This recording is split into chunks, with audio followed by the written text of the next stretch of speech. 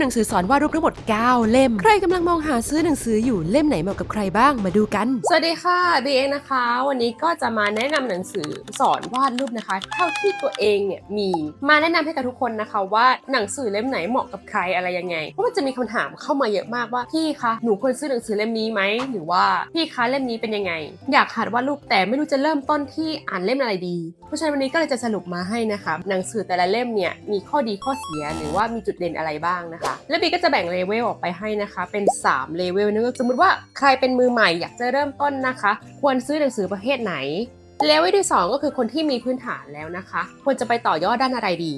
แล้วก็เลเวลที่3นะคะจะเป็นแนวเฉพาะเจาะจงและอันนี้เนี่ยจะเป็น specific ด้านใดด้านหนึ่งนะคะไม่เสียเวลาเราก็จะไปเริ่มกันเลยเล่มแรกชื่อ Drawing Comic World นะคะมี336หน้าราคา345 บาทแต่จะแนะนำให้ซื้อด้วยราคาโปรโมชั่นดีกว่าไม่ว่าจะซื้อตามงานหนังสือหรือว่าร้านออนไลน์ก็ตามนะคะเจอราคาต่ำสุดอยู่ที่244 บาทนะใครถนัดแอปไหนก็ไปที่แอปนั้นได้เลยเล่มนี้เนี่ยเล่าตั้งแต่อุปกรณ์แรกๆที่ใช้ในการวาดรูปเลยนะคะอธิบายพื้นฐานการวาดรูปตั้งแต่เริ่มต้นเลยการวาดโครงหน้าวาดตาโครงสร้างด้านซ้ายขวาหน้าหลังและที่บีชอบมากและคิดว่าดีนะคะคือเล่มนี้เนี่ยเขามีแบบฝึกหัดมาให้ในเล่มเลยทุกคนเห็นสิ้นสีฟ้าแบบนี้ไหมคือเราวาดทับเข้าไปได้นะเหมือนเวลาที่เราฝึกเขียนหนังสือครั้งแรกใช่ไหมก็ต้องมีกอไก่ขอไข่ฝึกคัดตามรอยประอันนี้ก็เหมือนกันค่ะเราสามารถวาดของเราเข้าไปได้เลยตามโครงเส้นสีฟ้าค่ะที่เขามีให้นอกจากนั้นยังมีส่วนอื่นๆอีกท่วงท่าการเดินการโพสแล้วก็มี perspective สอนค่ะไม่ค่อยมีเล่มที่จะสอน perspective นะคะ perspective เอาไว้สำหรับการวาดฉากต่างๆค่ะอันนี้เนี่ยเป็นเล่มที่ค่อนข้างครบจบในเล่มเลยมีการให้เห็นบรรยากาศฉากเช่นตอนเช้าตอนกลางวันตอนเย็นควรเป็นแบบไหนมีการออกแบบเสียง sound effect ในเรื่องด้วยเล่มนี้เนี่ยเหมาะกับคนที่อยากจะวาดแนวมังงะนะคะเซตติ้งที่เขาวางเอาไว้ให้เนี่ยค่อนข้างครอบคลุมเกี่ยวกับด้านมังงะหมดเลยนะคะและราคาจัดว่าถูกมากถ้าเทียบกับสิ่งที่ได้ต่อมากับเล่มที่2ค่ะเล่มนี้เนี่ยนักวาดเป็นชาวเกาหลีนะคะหลายๆคนน่าจะรู้จักอาจารย์ริโนะทูนะนะเป็นนักวาดชาวเกาหลีที่มีชื่อเสียงมากแล้วก็ลายเส้นค่อนข้างมีเอกลักษณ์เล่มนี้มี210หน้าแต่ CC ทั้งหมดนะราคาลดเหลือ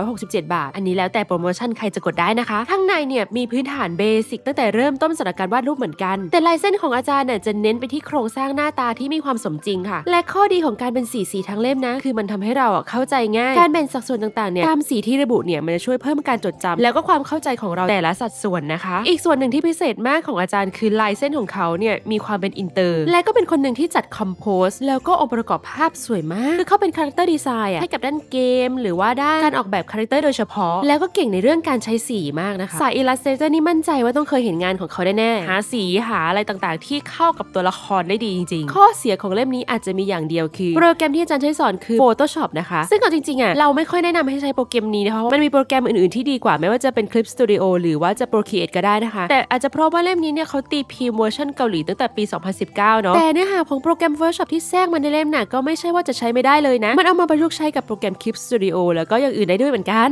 นเล่มที่3สำหรับสายเบสิกทั้งหลายนะคะอันนี้มีแปลไทยแล้วนะอันนี้เป็นหนังสือของคาวาอิเซนเซนะคะนักวาดชาวญี่ปุ่นใครที่อยู่ในสายโซเชียลเนี่ยน่าจะได้เห็นคลิปวิดีโอที่อาจารย์เขาสอนเอาไว้ค่อนข้างเยอะนะคือเขาทำคลิปออกมาค่อนข้างเยอะเสร็จแล้วก็ในที่สุดก็ได้ทำเป็นรวมเล่มนะคะมาเป็นเล่มนี้นั่นเองฉบับที่บีถืออยู่เป็นเวอร์ชันญี่ปุ่นนะคะแต่ว่ามีแปลไทยแล้วนะเพิ่งเปิดตัวในงานหนังสือนี้ด้วยหนังสือเล่มนี้มี144หน้าฟังดูอาจจะน้อยนะแต่ว่าเนื้อหาข้างในเนี่ยมีรายละเอียดเยอะแล้วก็อธิบายได้ครบเลยนะคะ44ทั้งเล่มนะคะราคาที่ลดแล้วเนี่ยบีเจออยู่ที่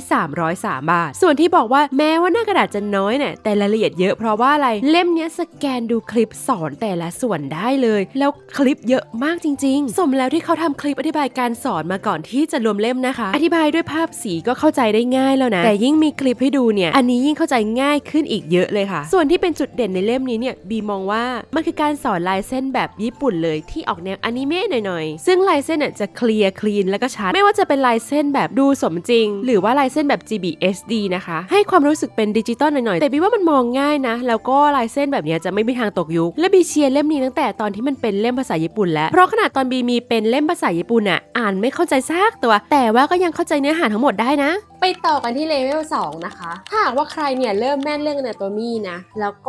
ใช้โปรแกรมพื้นฐานต่างๆเป็นแล้วนะคะเล่มต่อไปเลยที่บีอยากจะแนะนำคือหนังสือเกี่ยวกับแสงนี่คือหนังสือของอาจารย์ริโนะทูนะเหมือนกันชื่อ Light and Color มี204หน้านะคะ4 ทั้งหมดเหมือนกันราคา337 บาทเล่มนี้นี่เป็นเล่มที่บีอยากจะแนะนำมากๆเพราะว่ามันมีรายละเอียดทฤษฎีที่ค่อนข้างลึกและเข้มข้นด้วยเล่มนี้เนี่ยเอาไปใช้ประกอบในห้องเรียนเลยยังได้คือมันเริ่มต้นตั้งแต่เบสิก สิกแรกเลยว่าเราเห็นแสงยังไงเห็นสียังไงอะไรที่เราเคยเห็นบ่อยๆอย่าง3แม่สีหลักเนี่ยผสมกันออกมาแล้วเป็นยังไงและเมื่อมันมีแสงแล้วมันก็จะมีเงาใช่ไหมคะซึ่งแสงและเงาเนี่ยมันกำหนดทิศทางบรรยากาศภาพและก็อารมณ์ต่างๆในภาพได้โดดเด่นไม่น้อยกว่าลายเส้นเลยนะคะเอาจริงๆอ่ะบีว่ามันโดดเด่นกว่าลายเส้นด้วยซ้ำคือถ้าหากว่าเราจัดแสงเป็นและเข้าใจเรื่องเกี่ยวกับแสงและเงาได้จริงๆจังๆอ่ะแสงจะช่วยเพิ่มมิติให้ภาพได้ดีกว่าเส้นอีกต่างหากเป็นเล่มเดียวซื้อแล้วเก็บตลอดชีวิตได้เลยอันนี้การันตีไม่ได้อวยเวอร์เกินนะแต่เพราะเขาสอนแล้วเข้าใจง่ายจริงๆใครที่เป็นสาย Illustrator เนี่ยยิ่งแนะนำมากๆเล่มต่อมาอันนี้ยังเป็นของอาจารย์ลีโน่เหมือนเดิมนะคะแต่ว่าเป็นเรื่องเกี่ยวกับการลงสีจริงๆจังๆและที่ใครอยากจะเป็นสายแนว Illustration นะคะเล่มนี้เน้นเกี่ยวกับ Digital Painting เลยค่ะใครซื้อไปรับรองไม่ผิดหวังยกเว้นอย่างเดียวยัง based on โปรแกรม Photoshop อยู่แต่ไม่เป็นไรนะมันประยุกต์ใช้ได้กับโปรแกรมอื่นเยอะมากภายในเล่มคือเทคนิคการลงสีแบบต่างๆนะคะที่เห็นไปเมื่อกี้คือโหมดของพวก Overlay Multiply Color Burn ต่างการ Blend รวมไปถึงการลงสีผิวโดยเฉพาะหรือการลงเงาเสื้อผ้ายังไงให้ดูเป็นธรรมชาติเช่นอันนี้ที่บายแสงต่างๆในแต่ละเวลาของวันทั้งกลางวันกลางคืนช่วงเวลาเย็นๆหรือโหมดกลางคืนที่ทำให้ภาพดูมืดเนี่ยไม่ได้ใช้แค่สีดำนะแต่ใช้สีโทนฟ้าเทาๆ Multiply หรืออย่างแสงนีออนเนี่ยมีทั้งโหมดไฮไลท์แล้วก็ Multiply รวมกันและก็เน้นด้วยว่าแรงกำเนิดแสงเนี่ยมาจากทิศทางไหนก็ควรที่จะไฮไลท์ฝั่งนั้นหรือว่าอย่างตรงนี้ที่เป็นภาพกลางหิมะหรือว่าในป่าเนี่ยควรจะมีแสงแบบไหนแนะนำว่าใครที่เป็นสายดิจิทัลเนี่ยควรซื้อ2เล่มนี้คู่กันเลยและเล่มต่อมาก็คือเล่มนี้คือเทคนิคการลงสี122วิธีมี192หน้าราคา377 บาทจริงๆมันคือ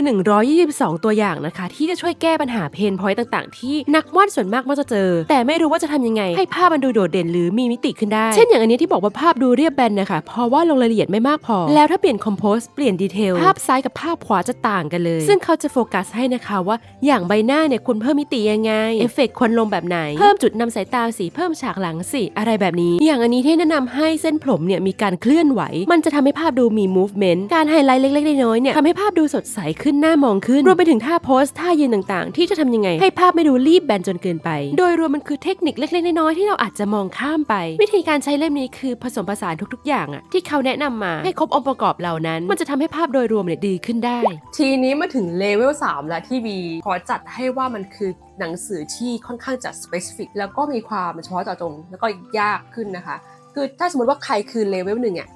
แนะนำว่าอย่าเพิ่งกระโดดมาอ่านอะไรที่มันเกิ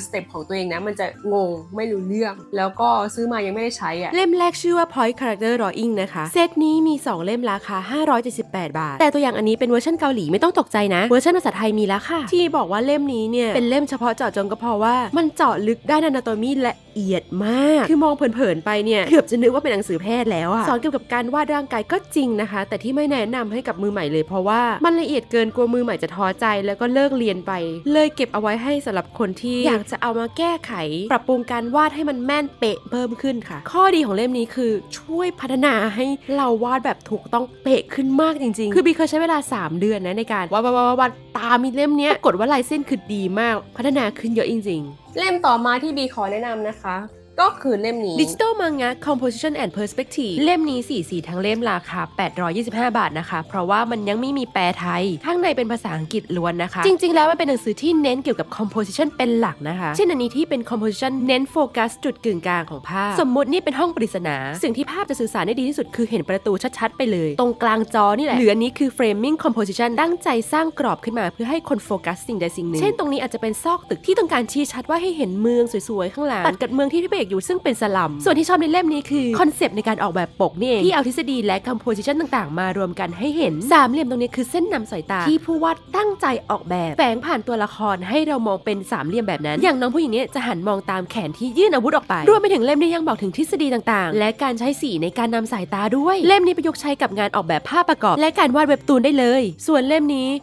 คือ How to Draw โอจิสั่งนี่คือหนังสือสอนว่าตัวละครคุณลุงหรือคนที่มีอายุเล่มนี้ก็ยังมีแปลไทยเหมือนกันเคยทำคลิปสั้นเอาไว้แล้วเป็นไวรัลหนักมากหนังสือเล่มนี้เนี่ยจะชี้เฉพาะให้เห็นว่าตัวละครวัยกลางคนเนี่ยจะมีส่วนไหนที่ไม่เหมือนกับวัยปกติธรรมดาที่มักจะเป็นตัวละครเอกซึ่งตัวละครเหล่านี้มีความสำคัญในเรื่องเยอะมากนะคะไม่ว่าจะเป็นคุณพ่อตัวละครที่เป็นโค้ชเป็นหัวหน้าพระเอกซึ่งถ้าตัวละครเหล่านี้ไม่สมจริงอ่ะมันก็ทำให้ความน่าเชื่อถือแล้วก็ความสนุกในเรื่องลดลงด้วยลองคิดดูว่าถ้าของเบ้งหน้าเด็กมันก็ดูไม่น่าเชื่อถือใช่ไหมว่าจะเป็นที่ปรึกษาของใครได้ถึงเล่มนี้จะไม่มีแปลไทยนะคะแต่ว่ามีอีกเล่มนึงเล่มนี้สอนวาดเกี่ยวกับคุณลุงเหมือนกัน ใครสนใจก็ไปหาซื้อได้นะและนี่ก็คือ9เล่มที่บีเอามารีวิวนะคะจริงๆมีเยอะกว่านี้แต่คิดว่า9เล่มนี้ก็หลากหลายมากแล้วบีแปะลิงก์หนังสือแต่ละเล่มไว้ให้ด้านล่างนะคะเผื่อใครตามหาและถ้าใครมีหนังสืออะไรอยากให้รีวิวเนี่ยก็คอมเมนต์บอกด้านล่างได้นะคะแล้วก็หวังว่าคลิปนี้จะมีประโยชน์กับทุกคนนะคะเจอกันใหม่บ๊ายบาย